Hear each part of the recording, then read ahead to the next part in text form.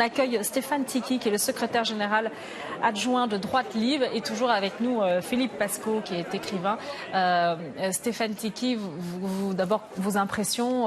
Vous êtes déjà venu commenter évidemment de nombreux samedis de mobilisation des Gilets jaunes. Cette fois, c'est un 1er mai. C'est une journée particulière et on a encore assisté à des scènes de violence quand même importantes. Ces scènes de violence sont inacceptables.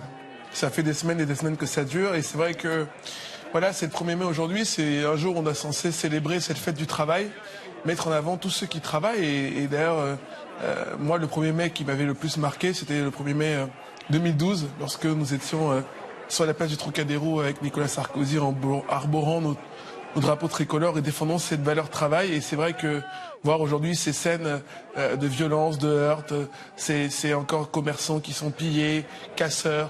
Voilà, je trouve qu'il faut que ça s'arrête. Il faut rétablir l'autorité d'État.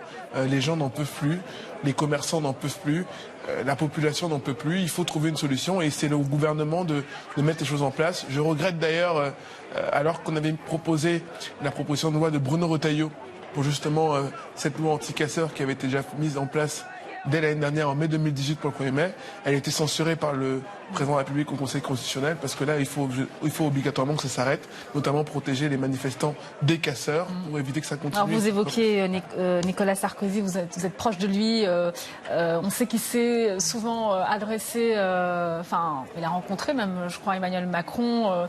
On parlait tout à l'heure avec vous, Philippe Pascot, des responsabilités. Beaucoup pointent justement le président de la République, sa posture, ses mesures inadéquates. Vous en avez discuté ça avec Nicolas Sarkozy, l'ancien président. Est-ce que Emmanuel Macron tient une ligne de conduite, je veux dire, qui est viable? On ne peut pas dire qu'il tient une ligne de conduite viable, parce que même le grand débat qu'il a fait, les gens attendaient beaucoup les conclusions du grand débat. Un grand débat qu'il avait déjà prolongé 2 fois, si je ne me trompe pas. Et au final... Si l'ENA.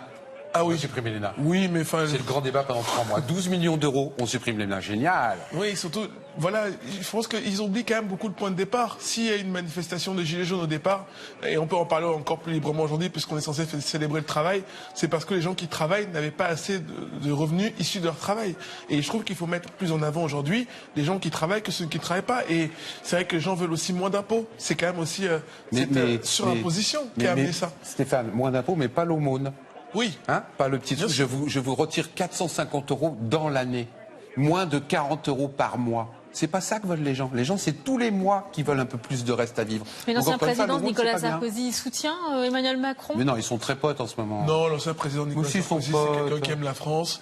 Et que lorsqu'il est consulté par le président Emmanuel Macron, il le consulte comme il consulte un ancien président, un président actuel. Je suis pas sûr qu'il consulte mais après, moi je me rappelle d'un temps où on avait un président qui s'appelle Nicolas Sarkozy, on n'avait pas de dégénération comme ça, et on se rappelle aussi le temps où il était ministre de l'Intérieur, il y avait d'autorité, et là c'est vrai que... Et pourtant, Philippe Pascot, je ne sais pas ce que vous en pensez, pourtant il y a beaucoup d'observateurs qui évoquent ces 40 années de politique menée par les prédécesseurs d'Emmanuel Macron, Gilets jaunes aussi, qui parlent de 40 années de politique. C'est une suite, ça a commencé avec ça depuis 40 ans. Et c'est vrai que ça fait 40 ans qu'on tape sur la tête des petits. Ça fait 40 ans qu'on a mis un système, entre guillemets, de libéralisme à outrance, qui fait qu'on est en train de détruire tout ce qui fait les droits de l'homme en France. La sécurité sociale, c'est une sécurité sociale que tout le monde nous envie dans le monde entier. Au lieu de travailler pour qu'on la garde, alors qu'il est 18h, presque 18h. Ces gens travaillent pour la faire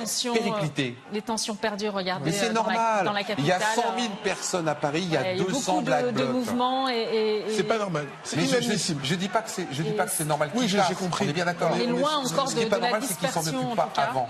Moi, je peux pas comprendre, comme disait Philippe avant moi, pardon, mais on sait que ces Bad Blocs, ils cassent, puisqu'ils cassent chaque fois. On sait que la veille, ils vont casser. Mais pourquoi on ne met pas de la prévention pour les empêcher de casser? Merci Stéphane. Parce qu'on est toujours en train de consulter ce qui se passe après. Moi j'aimerais bien qu'on aille à la cause et qu'on dise voilà. Mais quelle prévention, Stéphane Tiki, vous n'êtes pas spécialiste mais on de la sait où ils habitent. Par exemple avec la loi anti-casseurs, ceux qui viennent à visage cagoulé n'ont pas le droit de manifester.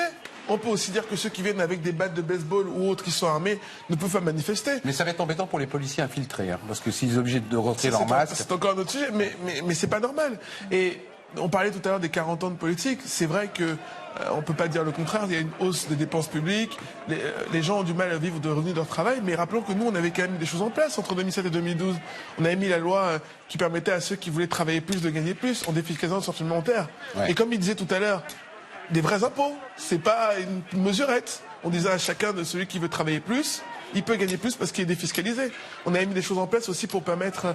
Voilà, mais je pense qu'aujourd'hui, les gens ne croient plus en l'autorité, les gens ne croient plus en la méritocratie, les gens ne croient plus même en la politique. Mais tu ne peux pas croire en la politique quand tu vois la corruption qui est en train de se mettre en place. Et le seul mandat qui intéresse encore aujourd'hui, c'est le mandat municipal. Les gens croient beaucoup à leur maire. Il y a un rassemblement place de la Contrescarpe pour fêter le premier anniversaire de l'affaire Alexandre Benalla. Un mot peut-être là-dessus aussi, Philippe Pascot, parce que c'est vrai que... On parlait de l'exemplarité tout à l'heure et j'écoutais ce que disait un gilet jaune.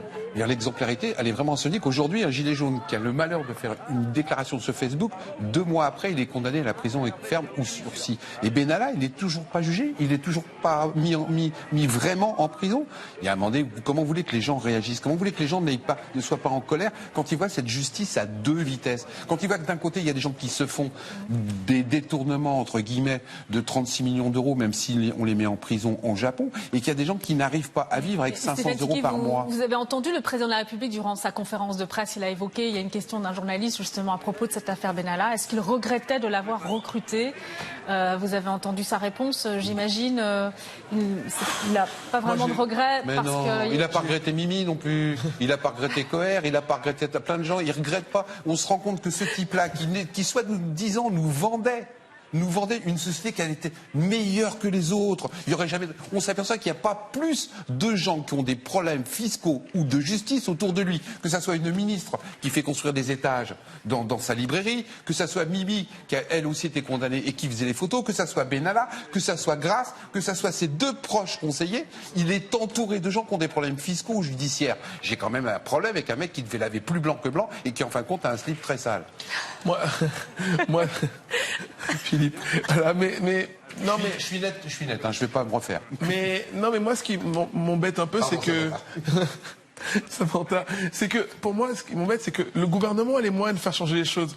Vous savez, nous, on avait quand même proposé qu'on mette en place les peines planchées, les peines contre les récidivistes. Et c'est vrai que si le gouvernement prenait les choses en main, on pourrait éviter qu'il y ait des casse comme chaque semaine. Par exemple, ceux qui sont arrêtés là, ceux qui sont arrêtés dans les manifestations, c'est pas possible qu'ils ressortent aussi rapidement et qu'ils recommencent. Et les élus qui ont mis plusieurs fois mis les mains dans la confiture, ce serait bien qu'ils soient aussi. Bien sûr, mais oui, mais eux comme par hasard, il faut que ça soit irréprochable. Comme par hasard, les procès durent 15 ans. Et c'est vrai que le gouvernement, je trouve qu'il subit des choses. Et c'est vrai que quand je vois les images, je mets à la place, de quelqu'un qui habite un pays étranger, j'allais dire les États-Unis ou même le Japon, et il voit Paris, là, tous les jours, la violence, les affrontements, la police, les incendies. Ça donne même pas aux gens envie d'investir en France, de créer, de construire de la richesse. On va partir du côté de... Il faut que le gouvernement prenne responsabilité et rétablisse de l'autorité. Ouais, merci. En tout cas, Philippe Pascot, on va vous libérer. Merci beaucoup. Je rappelle que vous êtes écrivain. Merci d'avoir commenté avec nous ce 1er mai, d'avoir pris du temps pour cela. Et Stéphane Tiki, vous restez avec nous.